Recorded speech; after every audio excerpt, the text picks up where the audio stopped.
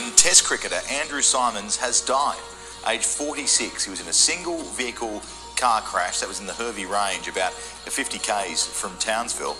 Joining me now is former Australian cricket captain Mark Taylor.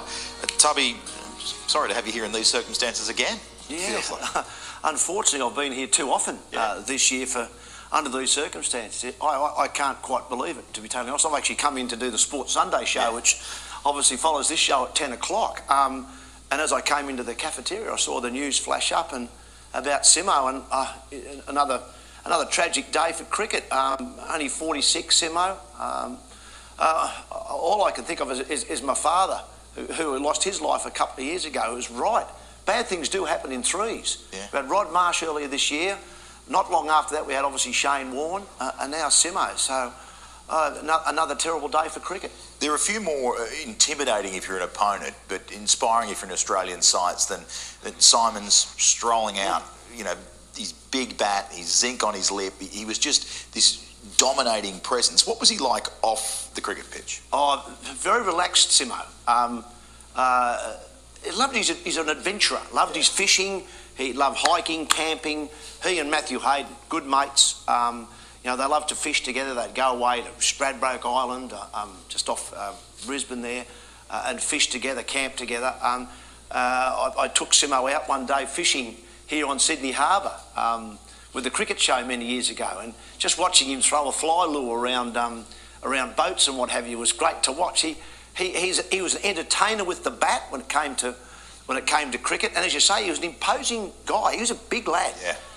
I believe, a very good rugby league player as a young kid as well, and you could see him being a good rugby league player. Very solid, well-built guy, hit the ball a long way, and just wanted to entertain. He was, in a way, a bit of an old-fashioned cricketer. You know, would not have been out of place playing in probably the 70s or 80s. With Doug Walters and yeah, absolutely. Guys, yeah. And what are some of the defining moments you remember from him? I was thinking sort of that the first Test 100 he scored and jumping into Matthew Hayden's arms, but a couple of innings during World Cups where he really saved Australia at times. Yeah, the one I think we were chatting off air about was against Pakistan in South Africa in the 2003 World Cup. We made 140 odd, and Australia in trouble in that match. That 100 he got at the MCG was probably his defining moment, because as I said, he was out there with his mate, Matty Hayden, and I remember he jumped up and leapt in the air when he hit, I think it was a 4 or a 6 back over the bowler's head.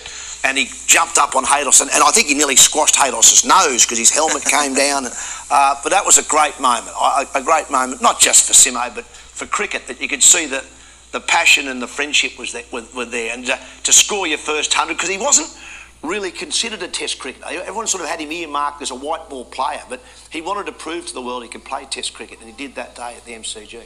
And obviously then to go on in the last couple of years as a commentator, and sort of found his niche there with the Big Bash and doing some things internationally as well. Yeah, because I think people liked his very laid-back style. Yeah. You know, he lived in Townsville. When I spoke to him, I think he still had 100 head of cattle he used to muster and what have you. So that's Simo, away from the cameras and away from the spotlight, loved, I think, a bit of solitude, and said that's why he loved his fishing, loved his own time. But I think people could see when he did do some commentary that he also liked talking about cricket. So he had a nice mix in his life of that very public side of Andrew Symonds, but also a very private side, which he loved to keep, not just to himself, but to his close mates. Yeah, well, look, a character, certainly, you know, the dreadlocks, the zinc, taking on streakers. It was all, it's all something we hadn't seen before, and what had been, you know, quite a stuffy game in some people's eyes in cricket. And it's so sad to see him there. Oh, absolutely. As I said a moment ago, he was just an entertainer. In an era where professionalism really is it's a throwaway word that we use probably too often. Simo was that older sort of guy. He wanted to go out there and have fun and play the game as he remembered playing it as a kid. At times they got in the road, he got in trouble for not going to training or maybe having a few too many beers at night. But that's the way he lived his life and the way he wanted to play his cricket also. Look, we really appreciate you coming in. Sorry it's these circumstances again, but we appreciate you this morning. No, thanks, Charles.